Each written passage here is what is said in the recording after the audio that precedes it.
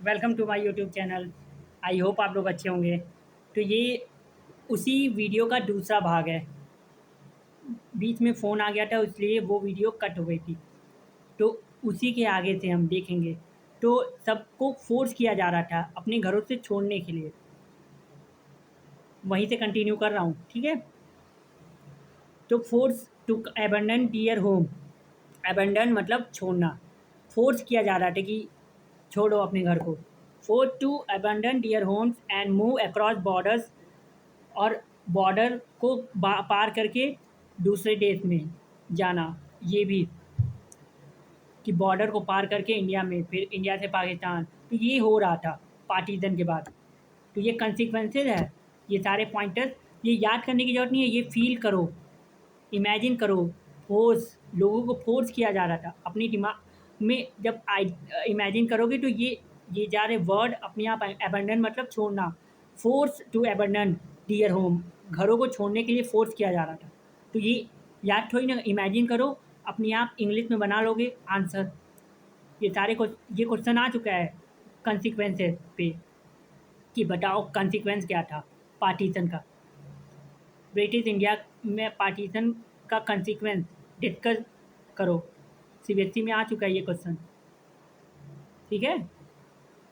CBSE board पूछ चुका है, तो इसको तैयार कर लेना। सीबीएसई बोर्ड क्या, यूपीएससी में क्या पता आ जाए मेंस में। लेकिन मेंस डायरेक्ट थोड़ी ना पूछेगा, थोड़ा घुमा के पूछेगा। अगर आप उस सिचुएशन में होती तो आप क्या डिसीजन लेते, मतलब क्या आपका अप्रोच रहता। ये जो वायलेंस हुआ तो उसमें आपका अप्रोच, आपका जो अप्रोच है, आपका ओपिनियन पूछ सकता है। यो सीबीएसई भी यही करेगा। अब तो सीबीएसई में भी कॉम्पिटिटिव क्वेश्चन आते हैं। सीबीएसई भी यूपीएससी की तरह ही है। यानी कि यूपीएससी और सीबीएसई दोनों लगे हैं बच्चों को परेशान करने। परेशान नहीं, मतलब बच्चों का जो जो ब्रेन है ना वो एकदम सिकुड़ गया है।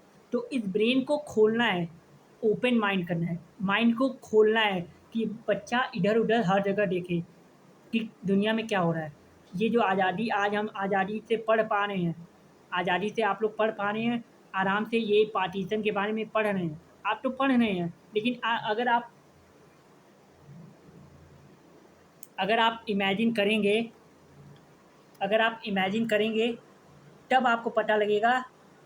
या फिर अगर आप उस सिचुएशन में होते जब पार्टीशन हुआ, उस समय आप अगर पैदा हुए होते, यानी कि उस समय आप रहे होते, तब आपको पता लगता कि पार्टीशन कितना, मतलब डिसीजन लेना आसान था। रिलीजियस मेजॉरिटी के बेसिस पे डिसीजन तो ले लिया कि रिलीजियस मेजॉरिटी पे हो जाएगा।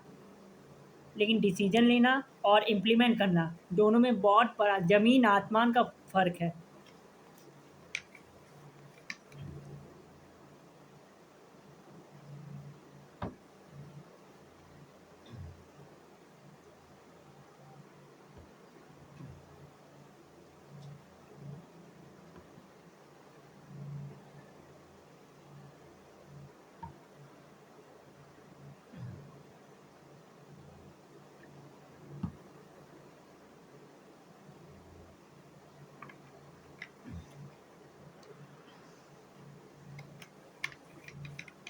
इस वीडियो को आप मतलब 2x पे करेंगे ना, तो ये जो पानी वाला है ये बहुत स्पीड में चला जाएगा, ठीक है।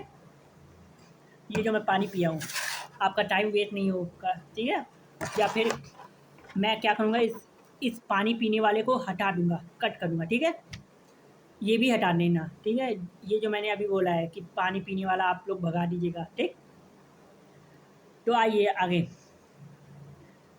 Minorities, both sides of the border, fled their home and often secured temporary shelter in refugee camp. They often found unhelpful local administration and police.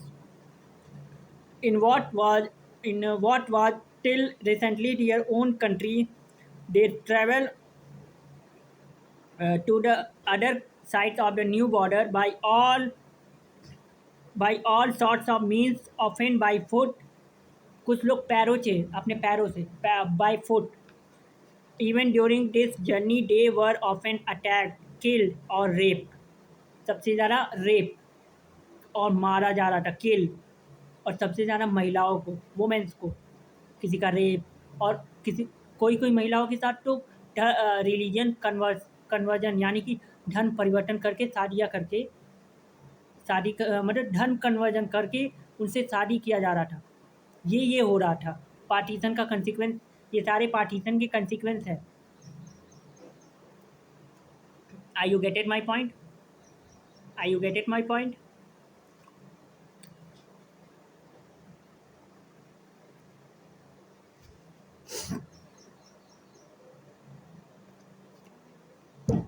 1000s of women were abducted.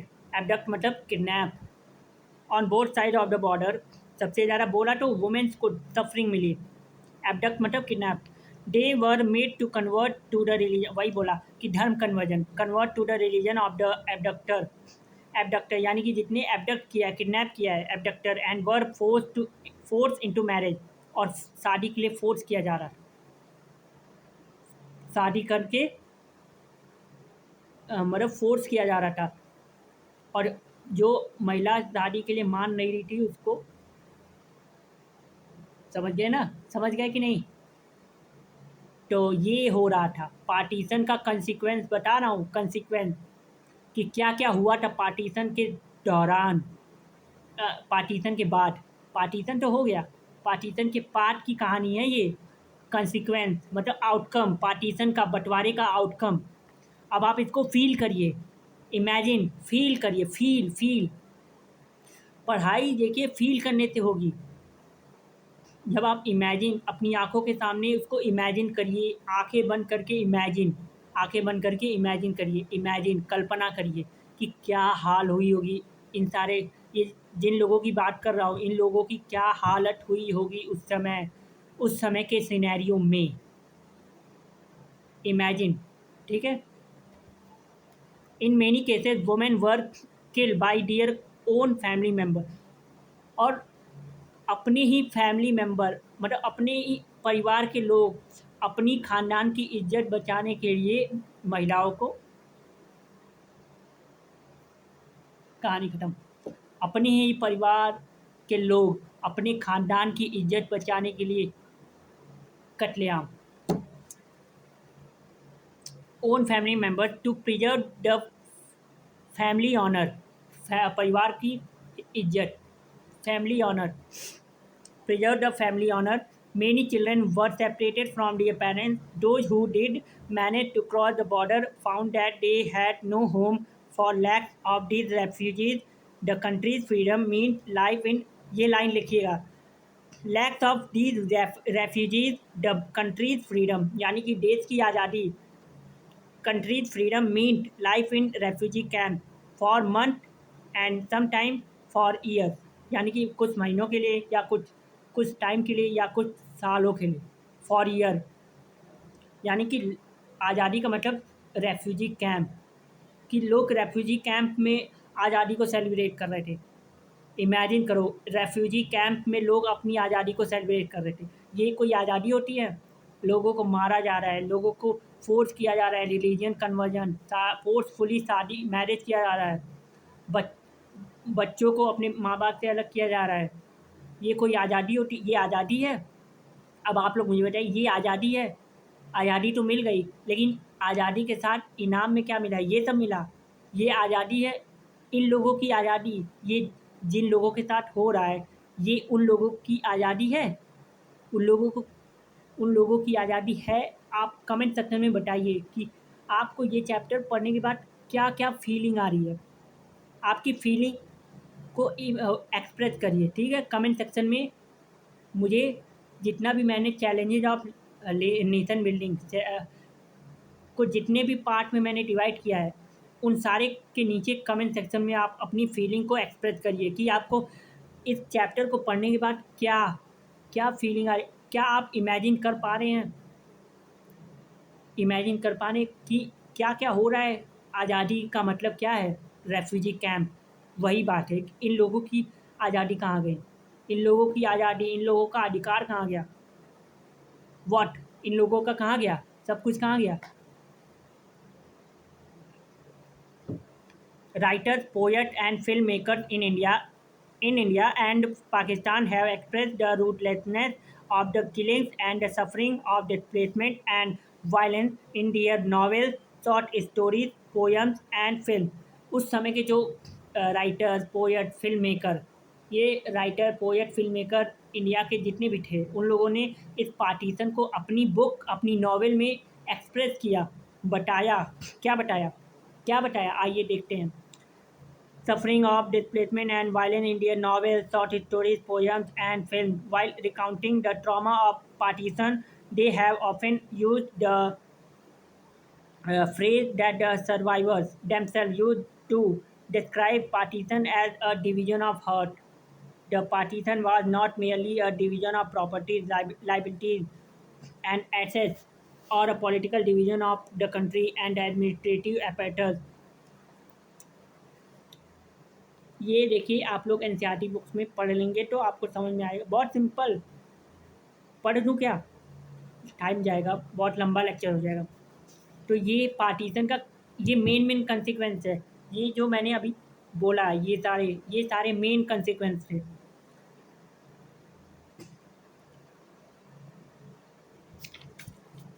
Mahatma Gandhi का sacrifice, contribution. On the 15 August 1947, Mahatma Gandhi did not participate in any of the Independence Day celebration. In any of the Independence Day celebration, he was in Kolkata. Kolkata में क्या कर रहे थे? महात्मा गांधी किसी भी तरह से पार्टिसिपेट नहीं किए इंडिपेंडेंट डे सेलिब्रेशन में, क्योंकि वो कोलकाता में थे। कोलकाता में क्या कर रहे थे? In the areas which were torn by gruesome riot मतलब दंगे between Hindus and Muslim.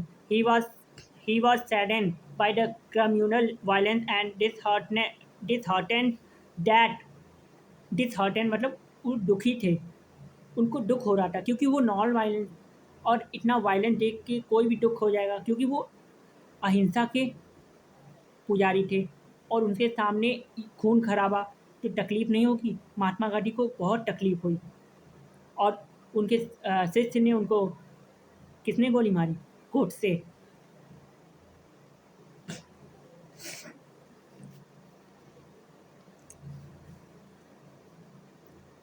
disheartened that the principle of ahimsa, non-violence, and satyagraha, active but non-violent resistance that he had lived and worked for, जिसके लिए उन्होंने जिया और काम किया, work for, had failed to bind the people in troubled times. Gandhiji went on the pursued the Hindus and Muslims to give up violence. His presence in Kolkata greatly improved the situation. उन्होंने कोलकाता में situation को handle किया मतलब violence कम हुआ, लेकिन उनके जाने के बाद फिर वायलेंस शुरू हो गया।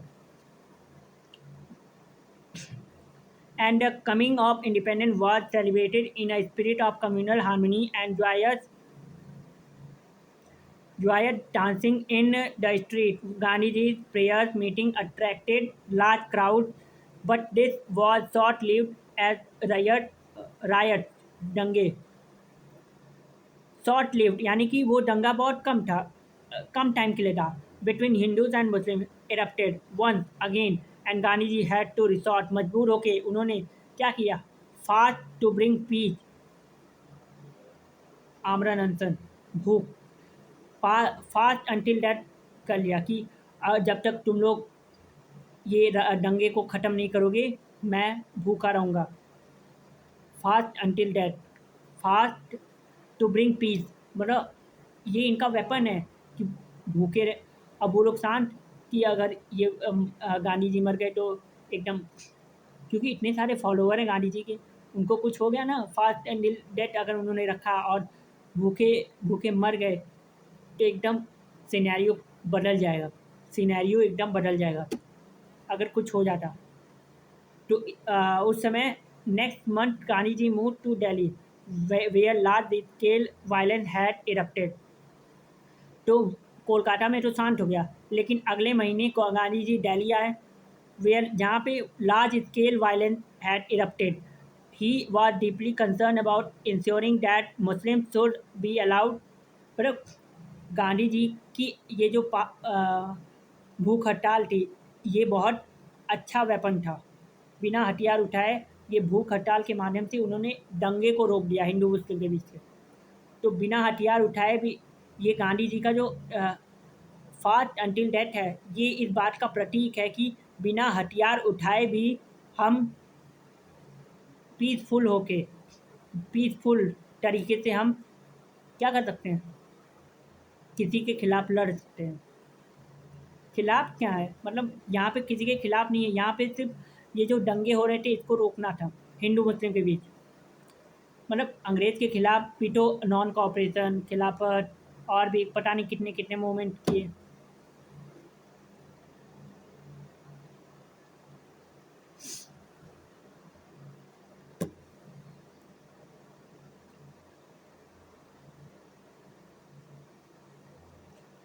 He was deeply concerned about ensuring that Muslims should be allowed to stay in India with dignity. उन्होंने डीपली कंसर्न दिखाया अब ensuring that Muslim should be allowed to stay in India with dignity as equal citizen. He was also concern about the relation about the concern about the relation between India and Pakistan. He was unhappy with what he saw as the Indian government decision not to honor its financial commitment to Pakistan।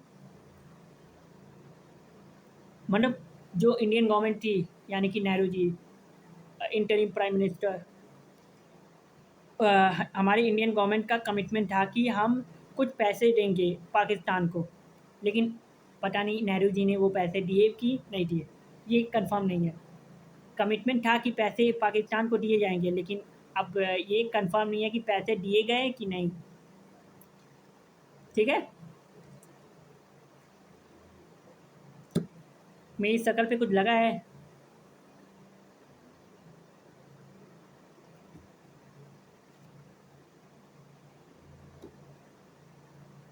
समझ में आ रहा है क्या बोल रहा हूँ? गांधी जी का contribution, Gandhi ji का सेक्रीफाइस, गांधी जी का त्याग। With all this in mind, he undertook what turned out to be his last fast in January 1948। ये इनका लास्ट फास्ट था, जनवरी 1948, 1948 जनवरी 1948, 1948 1947 में आज़ादी मिली, अगस्त 1947, 15 अगस्त 1947 और जनवरी 1948 संविधान सभा में लोग संविधान लिख रहे हैं, और जनवरी 1947 में ये इनका लास्ट फास्ट था गांधी जी का। As in Kolkata his fast had a dramatic effect in Delhi. इनके फास्ट ने एक ड्रामेटिक इफेक्ट, एक चेंज लाया दिल्ली में। Communal tension and violence reduce, कम हुआ। Muslims of Delhi and surrounding areas could safely return to their homes। The government of India agreed to give Pakistan its due। Pakistan को पैसे देने के लिए मान गई हमारी government of India. Gandhi ji action were however not like by all. सबकी गांधी जी का जो एक्शन था वो सबके लिए मतलब सब कोई not like to all, not like by all, सबके लिए अच्छा नहीं था। बहुत लोग ऐसे थे जो गांधी जी के डिसीजन, मतलब गांधी जी का जो एक्शन था, डिसीजन था, जो भी उस बहुत लोग मान नहीं रहे थे कि गांधी जी का ये डिसीजन अच्छा नहीं है। तो वही बात लगी है कि not like by all. Extremist in both the communities blame him for their condition. इस कंडीशन के लिए एक्सट्रीमिस्ट लोग, एक्सट्रीमिस्ट कौन है? एक्सट्रीमिस्ट लोग जो थे वो लोग ब्लेम कर रहे थे गांधी जी को इस कंडीशन के लिए, ये जो वायलेंस हो रहा है हिंदू मुस्लिम में। ही वॉज पर्टिकुलरली डिसलाइक, ये मैं नहीं, एक्सट्रीमिस्ट लोग जो थे वो ब्लेम कर रहे हैं इस कंडीशन के लिए। इन बोथ द कम्युनिटी, दोनों कम्युनिटी में जो एक्सट्रीमिस्ट लोग थे वो ब्लेम कर रहे हैं इस कंडीशन के लिए गांधी जी को। He was particularly disliked by those who wanted Hindus to take revenge Hindus to take revenge, or who wanted who wanted India to become a country for the Hindus just as Pakistan was for Muslims. They accused Gandhiji of acting in the interest of Muslims Muslims and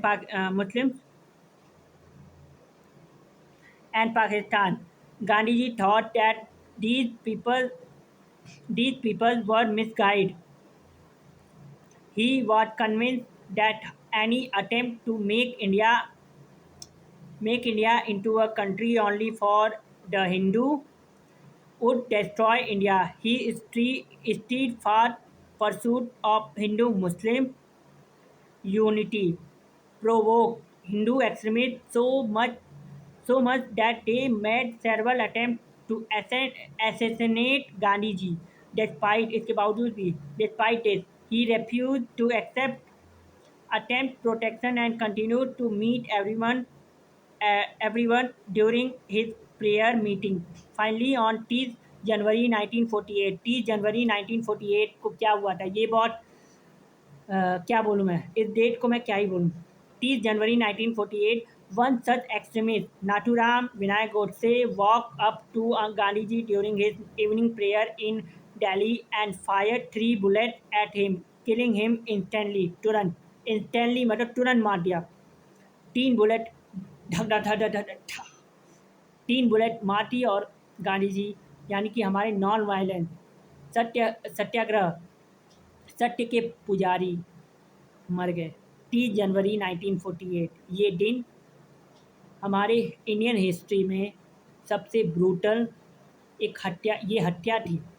वो भी नाथूराम विनायक गोडसे ने plan किया कि evening prayer में हम जाएंगे और गांधी जी को गोली मारेंगे। Thus ended a lifelong struggle for truth, non-violence, justice, and tolerance. Gandhiji's death had an almost magical effect on the communal situation in the country. Partisan-related anger and violence suddenly subsided. मतलब शांत हो गए। The government of India cracked down on organizations that were spreading communal hatred. Organizations like the Rashtriya Swayam Sevak Sangh were banned for some time. Communal politics began to lose its appeal. अब आते integration of princely state, ये पढ़ा के ख़त्म करना है, ये chapter ख़त्म है इसके बाद। तो ये गांधी जी का कंट्रीब्यूशन था। अब आते integration of princely state.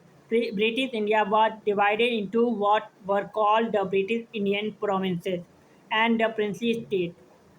British India को डिवाइड किया गया था, ब्रिटिशर्स ने डिवाइड किया था। मैंने बताया था, हिस्टोरिकल बैकग्राउंड में भी बताया था कि ब्रिटिश इंडिया को 2 शर्तें रूल करते थे, एक तो ब्रिटिश इंडियन प्रोविंस और एक प्रिंसली स्टेट। प्रिंसली स्टेट यानी कि जो ब्रिटिश इंडियन प्रोविंस था उस पर डायरेक्ट कंट्रोल था ब्रिटिशर्स का। ब्रिटिश इंडियन प्रोविंस में डायरेक्ट पैरामाउंसी थी, डायरेक्ट। और प्रिंसली स्टेट में अंडर दी जो प्रिंसली रूलर था, प्रिंसली स्टेट में जो प्रिंसली रूलर था यानी कि जो वहाँ का राजा था, किंग था, जो भी नवाब था, वो किसके अंडर में था? Under the paramountcy of British government. तो इस तरह से डिवाइड किया था प्रिंसली। और उस समय टोटल 565 प्रिंसली स्टेट थे। मैप में दिखा रहा हूँ, रुकिए। देखिए, ये ऑरेंज वाला ब्रिटिश इंडिया है और ब्लू वाला जितना भी है, ये जितने भी ब्लू वाले दिख रहे हैं ये प्रिंसली स्टेट हैं। यानी कि देख रहे हो कितने थे, काउंट करो, 1 2 3 4 5 6 7, काउंट क्या करना, 565 हैं, 565। ये जितने भी ब्लू कलर में हैं ये सारे प्रिंसली स्टेट हैं। जम्मू कश्मीर और सबसे बड़ा था ये हैदराबाद। और देख रहे हो कितना एकदम इंडिया के बीच में, कॉन्टिनेंट के बीच में। अगर ये सबसे पहले इसी ने अलग होने की बात की थी, इसी रूलर ने। यहाँ का रूलर बहुत अमीर था, नवाब। मैप में देख लिया। चलिए, the British Indian provinces were directly under the control of the British government. On the other hand, several large and small states ruled by princes called the princely state. The problem क्या थी? Just before independence, आज़ादी के तुरंत बाद हम पढ़ रहे हैं नेशन बिल्डिंग, यानी कि सब पहला चैलेंज क्या है? 3 चैलेंज में हमने देखा था। तो ये जो चैप्टर है प्रिंसली स्टेट, अगर प्रिंसली स्टेट अलग हो जाती तो ये यूनाइटेड जो इंडिया है, यूनाइटेड नेशन कैसे बनता, यूनाइट कैसे होता? तो इन ये सबसे बड़ी प्रॉब्लम थी प्रिंसली स्टेट। तो ये पहला प्रॉब्लम है, मतलब पहला चैलेंज है। Just before independence, it was announced by the British that with the end of their rule over India, paramountcy of the British crown over princely state would also lapse हो गई, मतलब ख़त्म हो गई। पैरामाउंसी ब्रिटिश क्राउन, ब्रिटेन में जो crown है, वहाँ की जो रानी है, वहाँ का जो क्वीन है या राजा है, जो भी है, यानी कि क्राउन। ब्रिटेन में क्या होता है? क्राउन सबसे ऊपर है। क्राउन जो है वो भगवान के बराबर, ब्रिटेन में क्राउन जो है भगवान के बराबर है, क्राउन। तो ब्रिटिश क्राउन की पैरामाउंसी ख़त्म हो गई, लैप्स हो गई। प्रिंसली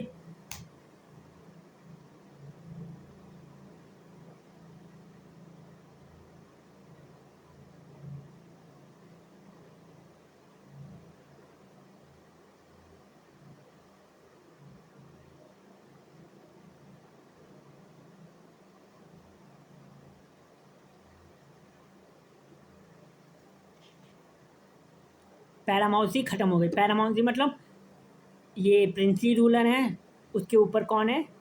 अंग्रेज है, ब्रिटिश गवर्नमेंट, यानी कि ब्रिटिश क्राउन किस के नीचे कौन है? Princely ruler. प्रिंसली रूलर के ऊपर कौन है? ब्रिटिश क्राउन, ऐसे। तो पैरामाउंसी किसकी है? ब्रिटिश क्राउन की है।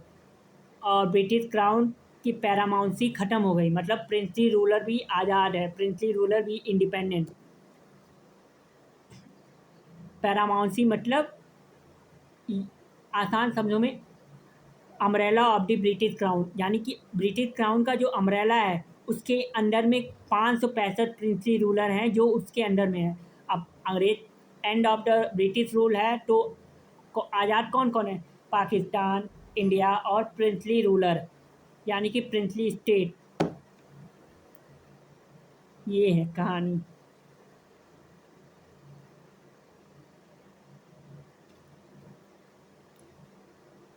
ठीक है।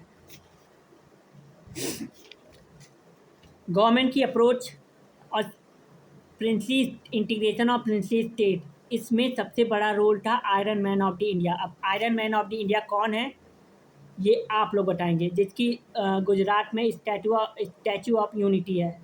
तो कमेंट सेक्शन में उनका नाम बताइए, आयरन मैन किसे कहते हैं, जिनने प्रिंसली स्टेट को इंटीग्रेट करवाने में रोल प्ले किया था।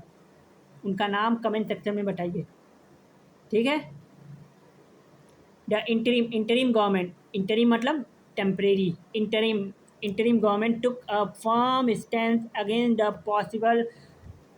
Possible division of India into, possible मतलब ये हो सकता था, पॉसिबल था। Small principalities of different size. The Muslim League oppose the Indian National Congress and took the view that the state should be free to adopt any course they like. Sardar Patel, मैंने नाम ही ले लिया, लेकिन आप लोग कमेंट करके बताइए। Sardar Vallabhbhai Patel ji was India deputy prime minister and home minister. ये जो डेप्यूटी प्राइम मिनिस्टर है ये पोस्ट संविधान में नहीं है, डेप्यूटी प्राइम मिनिस्टर। लेकिन संविधान से पहले की कहानी है, ये सब संविधान अभी बना नहीं है। अभी 26 नवंबर 1949 ये डेट अभी आई नहीं है। ये 26 नवंबर 1949 से पहले की कहानी है, यानी कि हिस्टोरिकल बैकग्राउंड 1947 और 1949 के बीच की कहानी है ये। ये सब हो रहा था, यानी कि संविधान तो लिखना ही था, लेकिन उसी के साथ ये सब भी हो रहा था, प्रिंसली स्टेट को एक करना। सरदार Vallabhbhai Patel, India's Deputy Prime Minister and Home Minister during the crucial period immediately following independence, he played a historic role in negotiating with the rulers of princely state firmly but diplomatically, and bringing most of them into the Indian Union. It may look easy now, देखने में आसान है, वही बात है। उस समय भी जब रिलीजियस मेजॉरिटी के बेसिस पे क्या करना था, पार्टीशन पाकिस्तान को बनाना था, तो डिसीजन लेना आसान था, ये आइडिया बहुत सिंपल था, लेकिन इम्प्लीमेंट करना वही बात है कि ये प्रिंसली स्टेट को इंडिया में मर्ज करना, कि मर्ज करने की जो बात है, ये बोलना आसान है, लेकिन करना, इम्प्लीमेंट करना मुश्किल है। अब सारे प्रिंसली रूलर से मिलना, डिप्लोमेटी करना, नेगोशिएशन, बातचीत करना, ये सब सिंपल नहीं था, आसान नहीं था। यानी कि बोलना आसान है, करना मुश्किल है। यहाँ पे इस चैप्टर से आपको यही सीखने को मिला, बोलना आसान है। अब यूपीएससी के तैयारी अगर आप कर रहे हैं तो बोलना आसान है कि तैयारी कर रहे हैं, एग्ज़ाम मैं निकालूंगा, बोलना आसान है, आप बोलने को बोल सकते हैं, कुछ भी बोल सकते हैं, एग्ज़ाम निकालूंगा, आप जो मन करे वो बोलिए। बोलना आसान है लेकिन करना मुश्किल है। अब यूपीएससी की तैयारी कर रहे हैं, आप बोलिए कि मैं एग्ज़ाम निकालूंगा, आसान है, बोलना आसान है, लेकिन करना, इम्प्लीमेंट करना मुश्किल है। और एक बात और, अंबेडकर जी ने बोला था संविधान बन गया है, तो ये बात अंबेडकर जी ने बोली थी।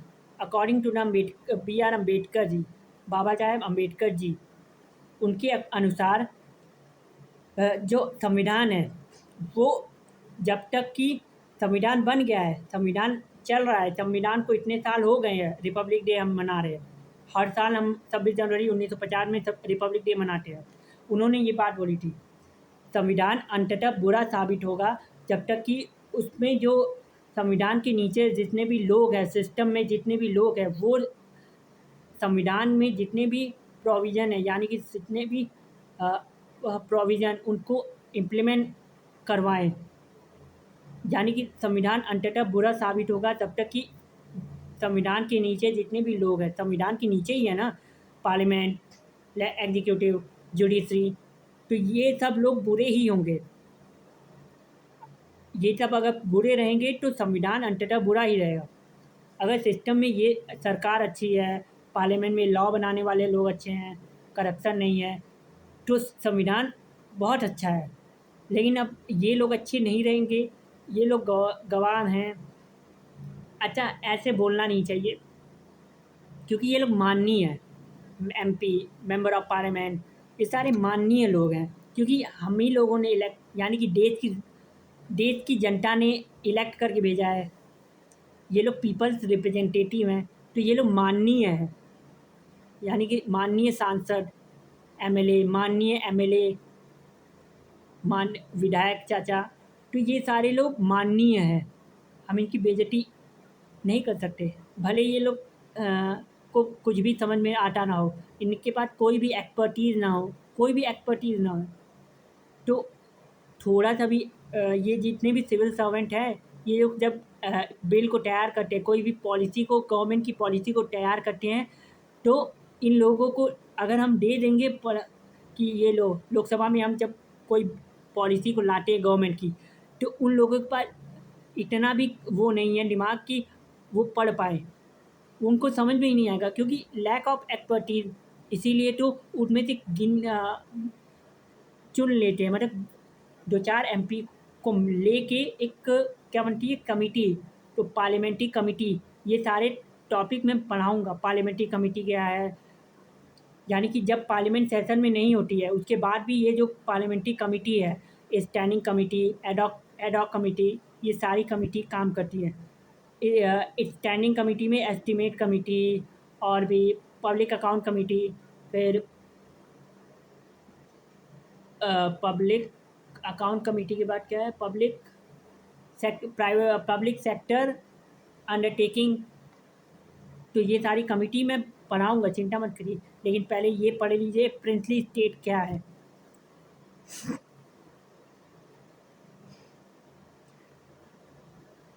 लुक ईजी, यानी कि दिखने में ईजी है, आसान है, but it was a very complicated task which requires skillful persuasion।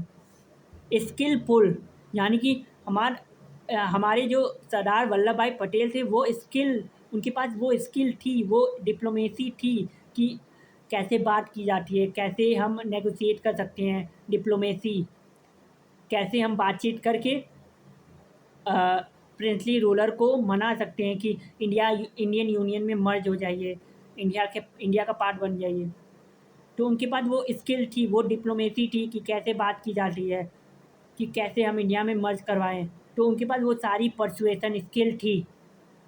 I you getted my point? I you getted my point? I you getted my point? I you getted my point?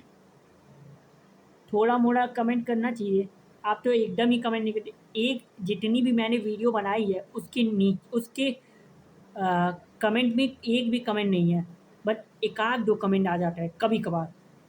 एक भी comment आप लोग नहीं करते हैं। Comment नहीं करेंगे तो कैसे पता लगेगा कि मैं कैसा समझा रहा हूँ, मैं कैसा समझा रहा हूँ। समझ में आ रहा है कि नहीं? I you get it my point?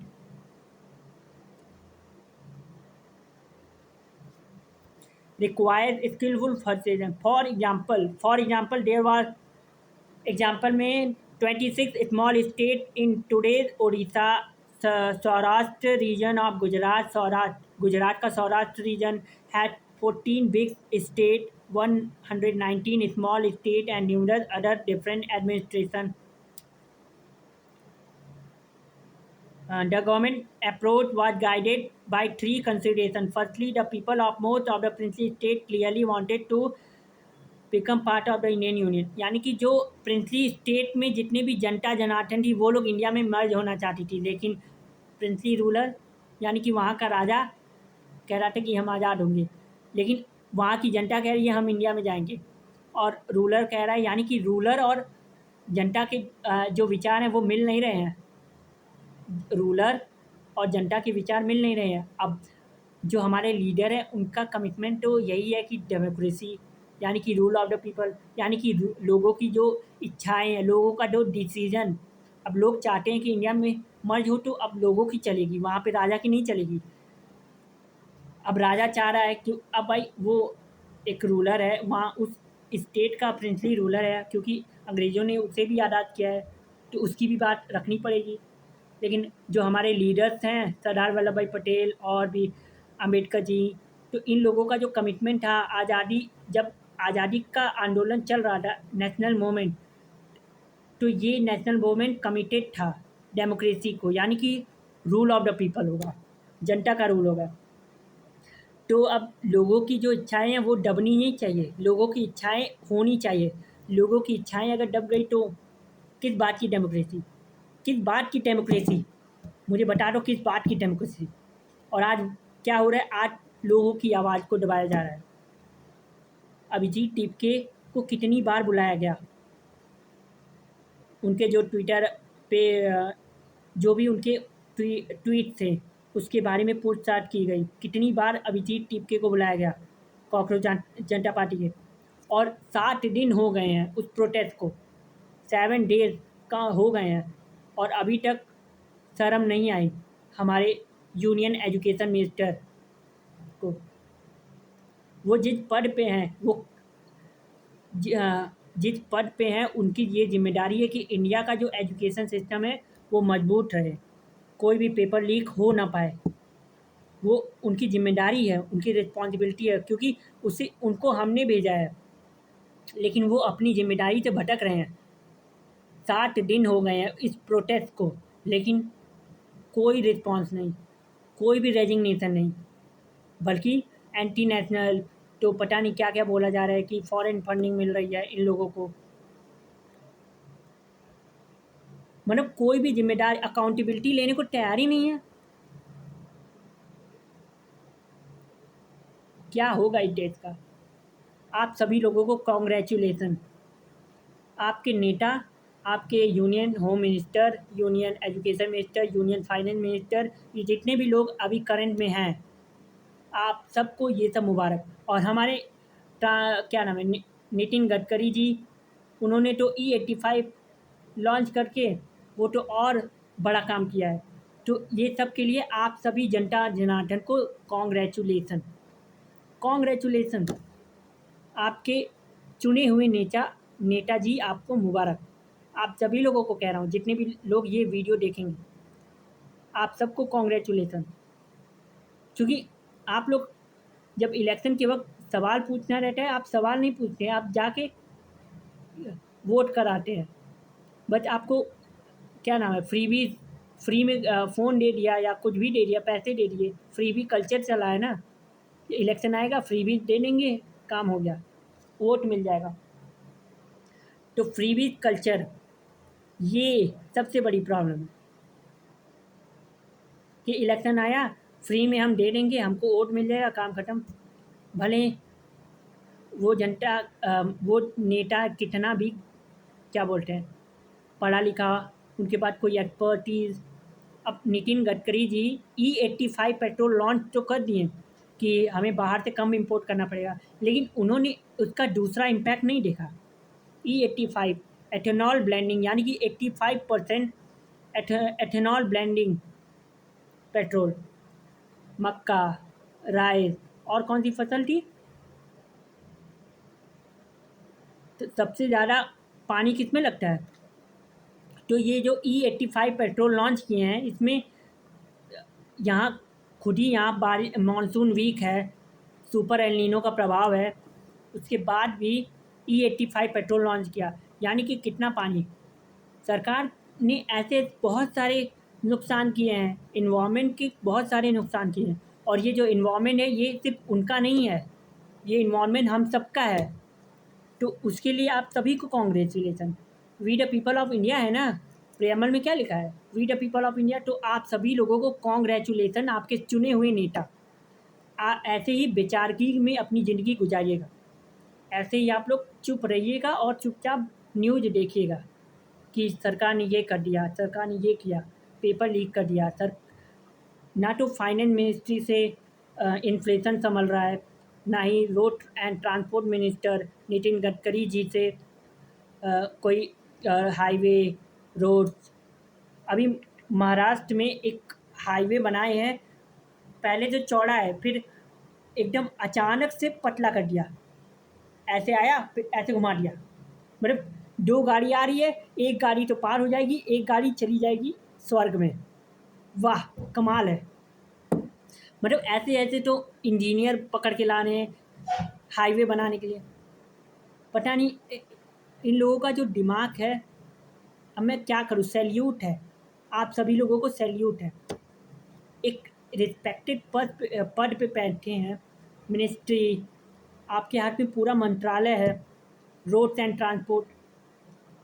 आप लोगों का सम्मान इसीलिए है क्योंकि आप लोग मिनिस्टर हैं।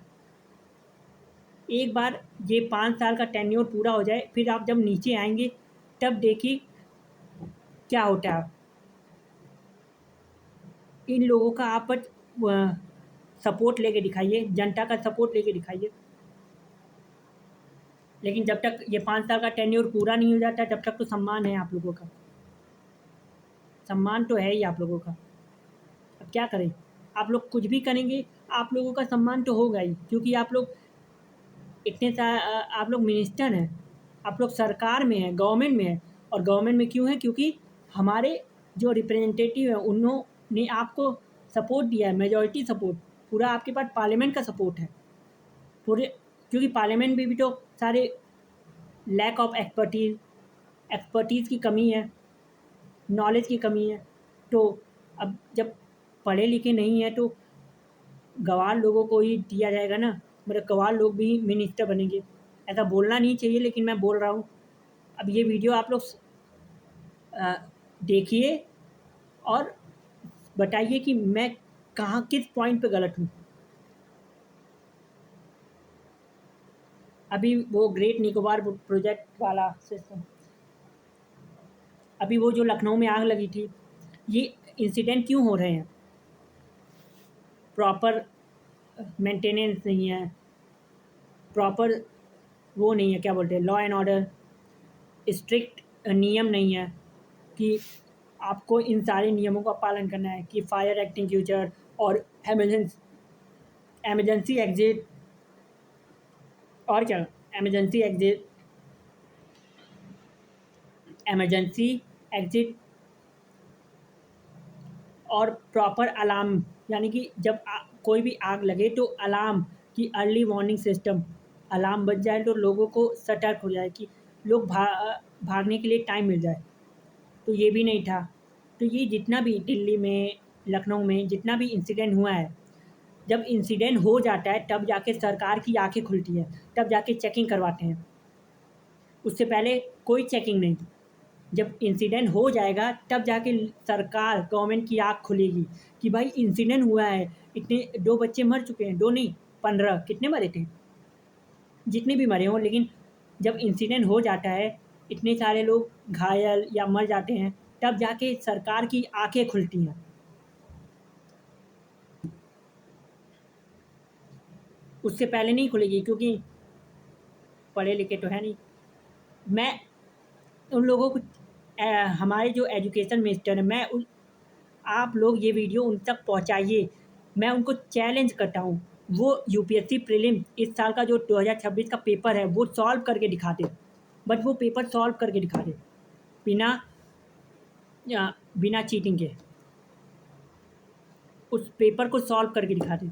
आप पढ़ना है तो पढ़ लीजिए कहीं से भी। वैसे भी आप एजुकेशन मिनिस्टर हैं, आपको तो सब कुछ पता है। आप उस पेपर को सॉल्व करके दिखा दीजिए। ये जितने भी मिनिस्टर हैं उन लोगों को एग्ज़ाम का टेंशन क्या पता? वो लोग एग्ज़ाम दे के तो नहीं पहुँचे हैं, वो लोग इलेक्ट होके पहुँचे हैं। इलेक्ट होके जनता ने उन्हें बटन दबाया ईवीएम पे और इलेक्ट कर दिया। वो लोग एग्ज़ाम नहीं दिए हैं, वो लोग बिना एग्ज़ाम दिए पावर में हैं। Ministry of home affair, ministry of finance, ministry of road and transport, ministry of education, ministry of health. तो ये जितनी भी मंत्रालय हैं, जितने भी मिनिस्टर हैं, ये लोग एग्ज़ाम दे के तो पावर में है नहीं। इन लोगों के पास मेजॉरिटी सपोर्ट है, पूरे पार्लियामेंट का मेजॉरिटी सपोर्ट है, तब जाके वो सरकार में है। पार्लियामेंट यानी कि लेजिस्लेशन में से ही एग्जीक्यूटिव पैदा हुआ है। वो लोग एग्ज़ाम दे के तो पावर में नहीं है। एग्ज़ाम अगर दिए होते तब बच्चों की जो एग्ज़ाम का जो स्ट्रेस होता है कि एग्ज़ाम में क्या कैसे बच्चे तैयारी करते हैं और फिर एग्ज़ाम में क्या क्या होता है, फिर एग्ज़ाम के बाद क्या होता है। जब वो लोग एग्ज़ाम दिए होंगे तब ना उन लोगों को पता होगा कि एग्ज़ाम में क्या-क्या टेंशन होती है, कैसे-कैसे क्वेश्चन आएँगे। ये सिर्फ़ बच्चों को पता है कि एग्ज़ाम का जो टेंशन है वो सिर्फ़ बच्चों को मालूम है, इन मिनिस्टर को नहीं मालूम है। अगर एक बार एजुकेशन मिनिस्टर क्वेश्चन पेपर देखे प्रीलिम्स 2026 का और नीट का जो पेपर लीक किया है, एक बार ग्राउंड लेवल पे रूट कॉज़, जो जड़ है, पेपर लीक कैसे हुआ, अपने सिस्टम में एक बार चेक करो। जहाँ पेपर प्रिंट होता है वहाँ इन्वेस्टिगेटिंग करवाओ। बोलना तो चाहिए नहीं, लेकिन क्या कहूँ, हमारे माननीय जो एजुकेशन मिनिस्टर हैं उनके पास लैक ऑफ एक्सपर्टीज़ है। पता नहीं हमारे देश के जो एजुकेशन मिनिस्टर हैं वो एक पढ़े लिखे समझदार होने चाहिए। For example Sonam Wangchuk, scientist Sonam Wangchuk, जिनको एंटी नेशनल बोला गया, जेल में भी गए, लेकिन उसके बाद भी हमारे पीएम मोदी जी को हैप्पी बर्थडे विश किया। हमारे जो जिनके ऊपर मूवी बनी थ्री इडियट, सोनम वांगचुक, वो हमारे एजुकेशन मिनिस्टर होने चाहिए थे, या फिर खान सर, या फिर अलग सर। ये लोग एजुकेशन मिनिस्टर होने चाहिए, क्योंकि एजुकेशन मिनिस्टर के हाथ में पूरा एजुकेशन सिस्टम होता है, इंडियन एजुकेशन सिस्टम, पूरा कैरिकुलम होता है पूरे देश का। जो भी एग्ज़ाम यूपीएससी या एसएससी या फिर सीबीएसई या आईसीएसई, यूपी बोर्ड, तो सारा एजुकेशन, पूरा एजुकेशन मिनिस्टर के बागडोर एजुकेशन मिनिस्टर के हाथ में होती है। तो ये बहुत बड़ी जिम्मेदारी है। और एक टीचर ने एक बात बोली थी, डिगराज सर ने बोली थी, टिगराज सर ने ये बात बोली थी कि इस देश का जो एजुकेशन सिस्टम है, किसी किसी देश को अगर ख़त्म करना है तो उसकी जो एजुकेशन सिस्टम है, उसकी एजुकेशन प्रणाली को ख़त्म कर दो, देश अपने आप ख़त्म हो जाएगा। देश को अगर ख़त्म करना है ना तो उसके एजुकेशन सिस्टम में वार करो, देश अपने आप ख़त्म होगा। क्योंकि कोई पढ़ा लिखा होगा नहीं, तब गँवार होंगे। और अम्बेडकर जी ने भी ये बात बोली थी, मैं बार-बार ये बात बोल चुका हूँ, एजुकेट, एजिटेट एंड ऑर्गेनाइज़। जनता अगर पढ़ लिख गई तो नेताओं को बहुत दिक्कत होगी, और नेताओं को दिक्कत हो ही रही है। एजुकेशन मिनिस्टर, ये जितने सरकार में जितने भी मिनिस्टर हैं, इनको दिक्कत हो रही है। सीजेपी के प्रोटेस्ट से दिक्कत हो रही है, क्योंकि अब ये प्रोटेस्ट मास मूवमेंट में बदल रहा है, टपली चेंज हो रहा है। क्योंकि विजेंद्र सर और अभिनव सर, मतलब जितने भी टीचर हैं, जितने भी शिक्षक हैं, सारे लोग ज्वाइन हो रहे हैं, इस प्रोटेस्ट में आ रहे हैं। तो अब ये जो सीजेपी प्रोटेस्ट है, अब ये मास मूवमेंट में कन्वर्ट हो रहा है। और इस प्रोटेस्ट की वजह से सरकार डर रही है, इसीलिए इस डर की वजह से ये एंटी नेशनल तो फॉरेन फंडिंग इन सब की बात कर रही है।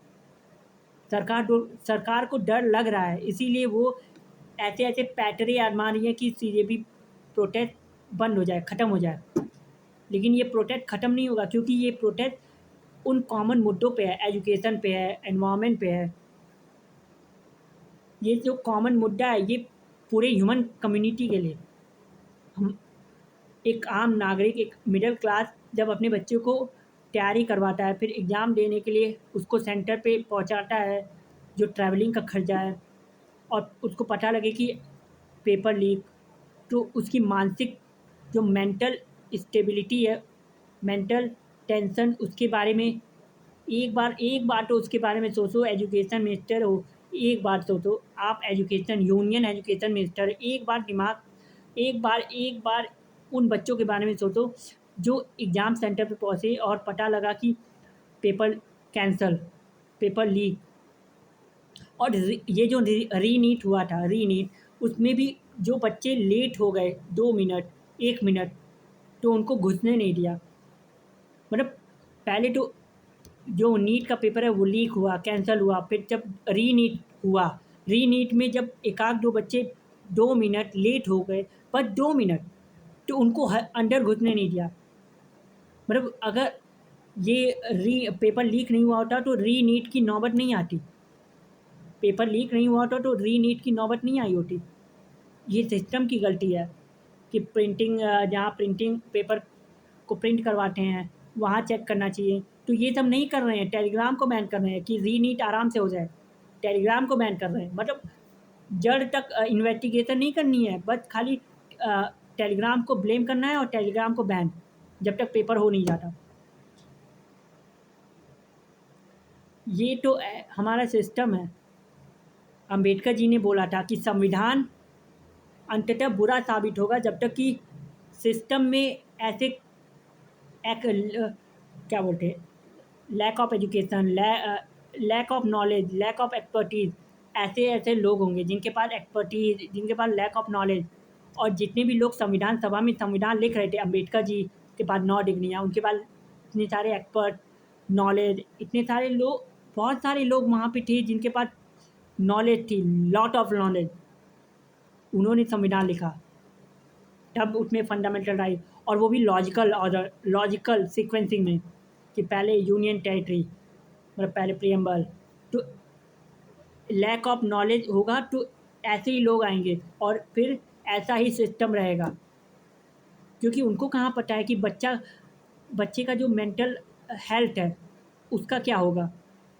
बच्चा नीट का पेपर देने गया था डॉक्टर बनने के लिए, और पेपर लीक होने की वजह से बच्चे की ही मेंटल हेल्थ, यानी कि बच्चे को डॉक्टर की ज़रूरत है।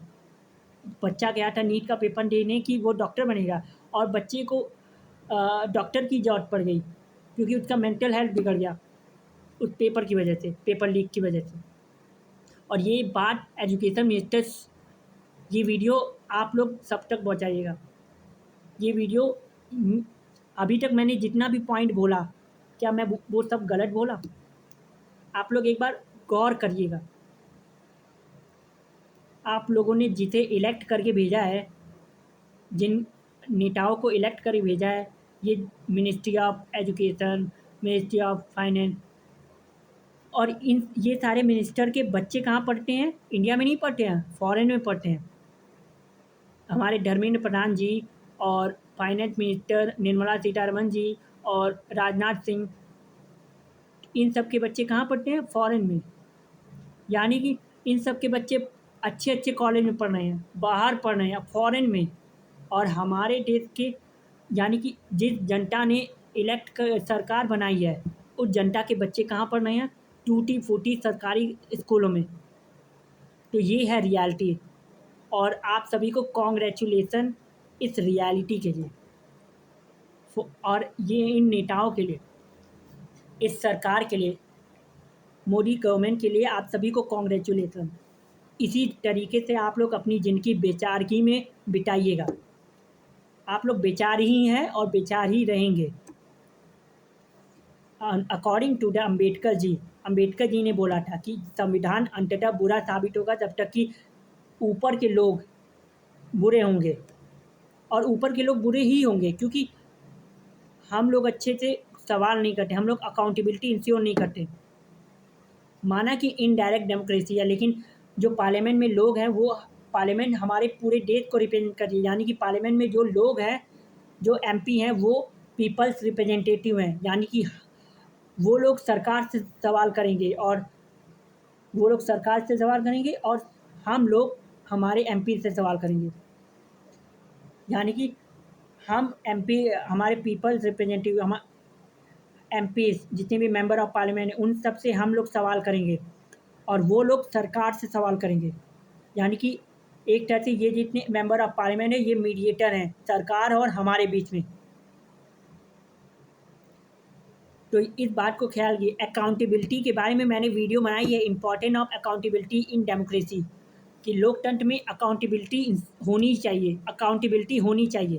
और ये जो सरकार आईटी एक्ट का मिसयूज़ कर रही है, आईटी एक्ट, आईटी नहीं, आरटीआई, राइट टू इन्फॉर्मेशन,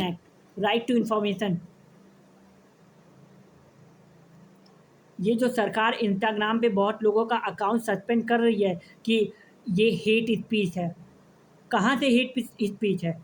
वो सच्चाई दिखा रही है, क्योंकि आप लोगों ने मेन स्ट्रीम मीडिया, आज तक और रिपब्लिक भारत, इन सबको खरीद लिया है, तो अब किसी को तो सच्चाई दिखानी पड़ेगी।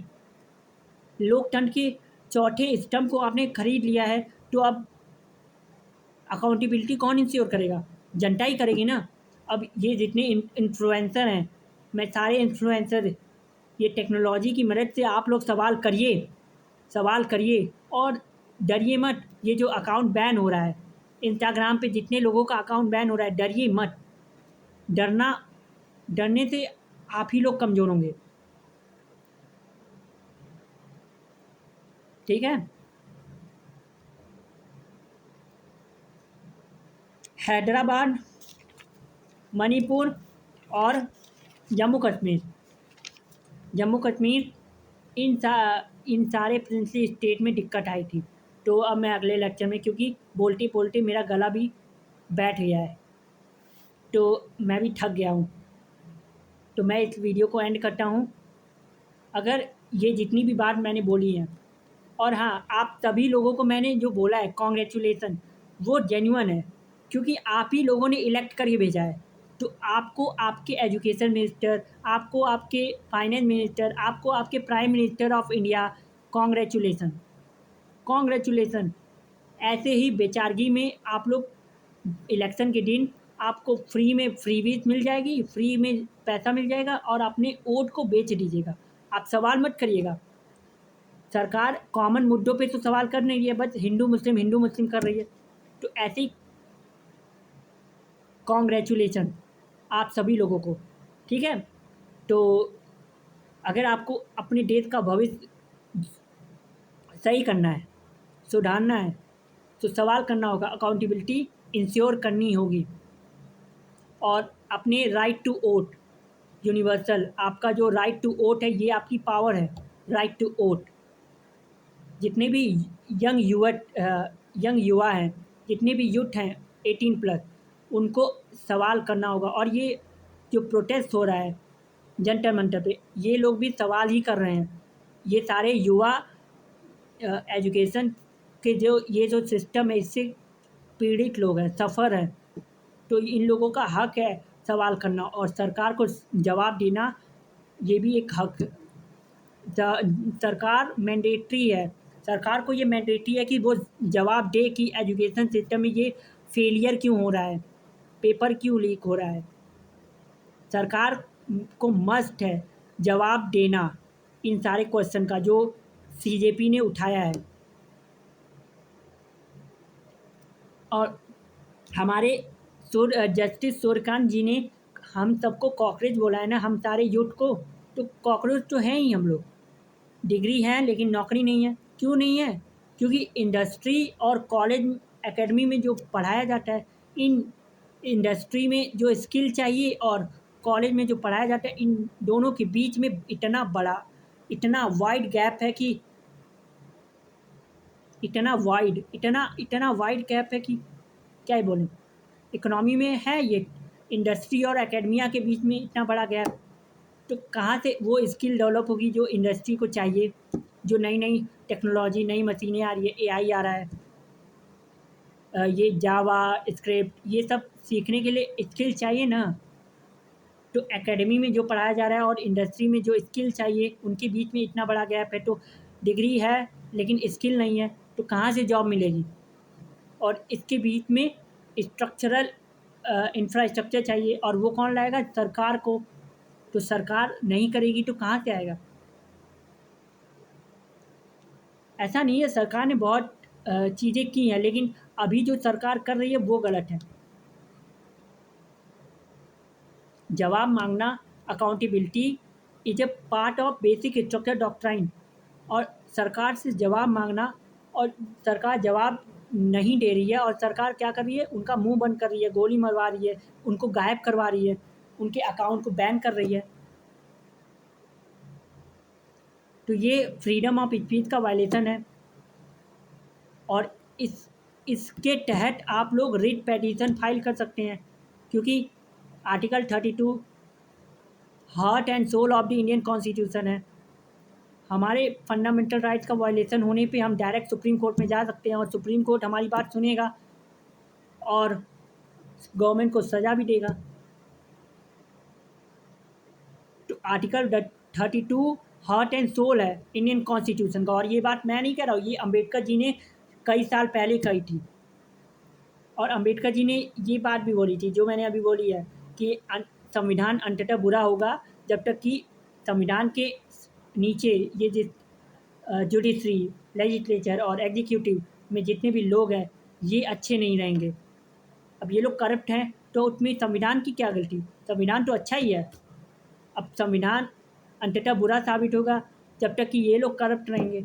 अगर ये लोग अच्छे हैं तो संविधान का जो बनना है वो सफल है, यानी कि सब कुछ संविधान के अनुसार हो रहा है। ठीक है, 1 घंटे की वीडियो हो गई है और मैं ये ख़त्म नहीं कर पाया। ख़त्म कर दूँ क्या? ज़्यादा नहीं है, ख़त्म ही कर दे रहा हूँ। हैदराबाद ये सबसे बड़ा प्रिंसली स्टेट था, largest of the princely The largest of the princely state was surrounded entirely by Indian territory. Some parts of the old Hyderabad state are today parts of Maharashtra. ये ओल्ड हैदराबाद है जो कि आज महाराष्ट्र का part है। मन नहीं कर रहा यार, गला भी देख रहे हैं बैठ गया चिल्लाते चिल्लाते। ठीक है, तो थैंक यू जो सो मच। ऐसे ही मेरे चैनल को सब्सक्राइब करिए, मुझे सपोर्ट करिए, मैं पढ़ाऊँगा। क्योंकि यूट्यूब के माध्यम से कम फ्री में आप लोग पढ़ पा रहे हैं। मुझे पता है कि फ्री में आज एजुकेशन मिल रहा है, तो इसीलिए आप लोग इसको टेकन फॉर ग्रांटेड ले रहे हैं, लेकिन ये बेसिक है। और बेसिक कमज़ोर रहेगा तो आप यूपीएससी में अपीयर नहीं हो पाएंगे। बेसिक कमज़ोर होगा तो आप क्वेश्चन कहाँ सॉल्व कर पाएंगे? क्वेश्चन देख ही नहीं है कैसा आ रहा है, यूपीएससी अपना ट्रेंड चेंज कर रहा है। ठीक है, तो आप पढ़िए, मेहनत करिए और इस वीडियो को पूरा देखिए। ठीक है, तब जाके आपको मेरी बातें समझ में आएगी। अब आधा देखेंगे, आधे में आपको लगेगा कि मैं सरकार की बुराई कर रहा हूँ। नहीं, मैं सरकार की बुराई नहीं कर रहा हूँ।